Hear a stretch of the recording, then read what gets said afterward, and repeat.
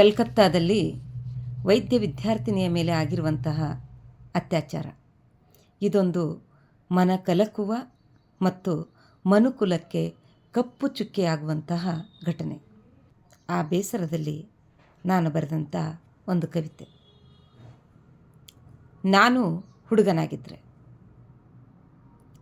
ಕವನದ ಶೀರ್ಷಿಕೆ ನಾನು ಹುಡುಗನಾಗಿದ್ದರೆ. ನನಗೇನು ಕಮ್ಮಿ? ಒಡಲ ಸೀಳಿ ಗಿರಿವನ ಬೆಟ್ಟಗುಡ್ಡ ನದಿ ಸಾಗರಗಳ ಹುಟ್ಟಿಸಿದವಳು ನಾನು. ಎದೆಯ ಹಾಲುಣಿಸಿ ಜಗದ ಜೀವಗಳ ಪೊರೆದು ಲಾಲಿಯ ಹಾಡಿ ತೋಳ ತೊಟ್ಟಿಲಲ್ಲಿ ತೂಗಿ ಮಲಗಿಸಿದವಳು ನಾನು. ನನಗೇನು ಕಮ್ಮಿ? ಬೋಳಿಸಿ ಬೀಸಾಡುವ ತಿಪ್ಪೆಯಲ್ಲೂ ಕೊಳೆಯದ ಮೀಸೆ ಹೊತ್ತವನೇ ಬೀಗದಿರು ನನ್ನೆದರು. ಮಾಂಸದ ಮುದ್ದೆಯನ್ನು ಉದರದೊಳಿಟ್ಟು ಪೋಷಿಸಿದವಳು ನಾನು. ನವಮಾಸ ಹೊತ್ತು ಹೆತ್ತವಳ ಮುಂದೆ ಬೀಗದಿರೆಂದು ವಾದಿಸುತ್ತಿದ್ದೆ.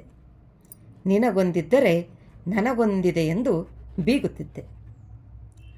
ಆಡಿದ ಮಾತುಗಳೆಲ್ಲ ಸತ್ಯವೆಂಬ ಭ್ರಮೆಯಲ್ಲಿ ಓಡುತ್ತಿದ್ದೆ ನಾನು ನೀನು ಸಮಾನವೆಂಬ ಗುಂಗಿನಲ್ಲಿ.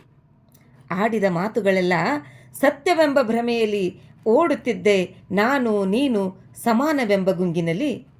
ರಾತ್ರಿ ಪಾಳಿಯಲ್ಲೂ ದುಡಿಯುತ್ತಿದ್ದೆ ಅದೇ ಜೋಶಿನಲ್ಲಿ. ದಣಿದ ಜೀವ ಒಂದರೆಗಳಿಗೆ ನಿದಿರೆಗೆ ಜಾರಲು ಅದೆಂಥ ಕ್ರೌರ್ಯ ಮೆರೆದೆ. ಮಂಜು ಮಂಜಾದ ರಕ್ತ ಮಂಜಿನಲ್ಲಿ ತೇಲುತ್ತಿವೆ ಕಣ್ಣುಗಳು ರಕ್ತ ಸಾಗರದಲ್ಲಿ. ಸಾಯಲಿಷ್ಟವಿಲ್ಲ ಅಪ್ಪ ಅಮ್ಮನಿಲ್ಲದ ಕನಸಿನೂರಿನಲ್ಲಿ. ಕನ್ನಡಕ ಒಡೆದು ಚಚ್ಚಿ ಹಾಕಿದ ರಕ್ತ ಕಣ್ಣುಗಳಲ್ಲಿ ಕವಿತೆಯೊಂದು ಹುಟ್ಟುತ್ತಿದೆ ಸಾವಿನಂಗಳದಲ್ಲಿ. ಕೇಳು, ಕವಿತೆಯೊಂದು ಹುಟ್ಟುತ್ತಿದೆ ಸಾವಿನಂಗಳದಲ್ಲಿ. ನಾನೂ ಹುಡುಗನಾಗಿದ್ದರೆ. ನಾನು ಹುಡುಗನಾಗಿದ್ದರೆ ಹಾಡುತ್ತಿದ್ದೆ, ಹಾರುತ್ತಿದ್ದೆ, ಓಡುತ್ತಿದ್ದೆ. ತಡರಾತ್ರಿಯವರೆಗೂ ಕುಣಿದು ಕುಪ್ಪಳಿಸಿ ಭಯವಿಲ್ಲದ ಬಜಾರಿನಲ್ಲಿ ಓಡಾಡಿ ಮನೆಗೆ ಬರುತ್ತಿದ್ದೆ. ನಾನು ಹುಡುಗನಾಗಿದ್ದರೆ ಕೊಂಡಿ ಇಲ್ಲದ ರೂಮಿನಲ್ಲಿ, ಬಸ್ ಸ್ಟ್ಯಾಂಡ್, ಫುಟ್ಪಾತ್, ಬೀದಿ ಬದಿಯಲ್ಲೂ ಮಲಗುತ್ತಿದ್ದೆ.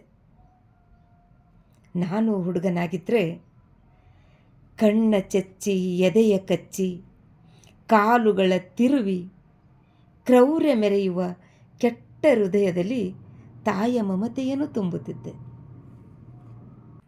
ನಾನು ಹುಡುಗನಾಗಿದ್ದರೆ ನಿಶ್ಚಿಂತೆಯಿಂದ ಓದಿ ಬರೆದು ಡಾಕ್ಟರ್, ಇಂಜಿನಿಯರ್ ಏನೆಲ್ಲ ಆಗುತ್ತಿದ್ದೆ. ನಾನು ಹುಡುಗನಾಗಿದ್ದರೆ ಹೆತ್ತವರ ಕಣ್ಣೊರೆಸಲಾಗದೆ ಕಾಮುಕರ ಕಪಿಮುಷ್ಟಿಯಲ್ಲಿ ಸಿಕ್ಕು ಹೀಗೆ ಅನಾಥ ಹೆಣವಾಗಿ ಸತ್ತು ಹೋಗುತ್ತಿರಲಿಲ್ಲ. ನಾನು ಹುಡುಗನಾಗಿದ್ದರೆ ಸ್ಟೆತ್ ಹಿಡಿದು ನಗು ನಗುತ್ತಾ ಊರಿಗೆ ಬರುತ್ತಿದ್ದೆ. ಹೀಗೆ ರಕ್ತ ಕಣ್ಣೀರಾಗುತ್ತಿರಲಿಲ್ಲ. ಅನಾಥ ಹೆಣವಾಗಿ ಅಸಹಾಯಕಳಾಗಿ ಸತ್ತು ಹೋಗುತ್ತಿರಲಿಲ್ಲ. ಕ್ಷಮಿಸು ಮಗಳೇ ಅಂತ ಕೇಳೋದಿಲ್ಲ. ಕೆಟ್ಟ ವ್ಯವಸ್ಥೆಯನ್ನು ಮತ್ತು ಅಸಹಾಯಕಳಾಗಿ ಕವಿತೆ ಬರೆದು ಸುಮ್ಮನೆ ಕುಳಿತುಕೊಳ್ಳುವ ನಮ್ಮಂಥವರನ್ನು ಯಾವತ್ತೂ ಕ್ಷಮಿಸಬೇಡ.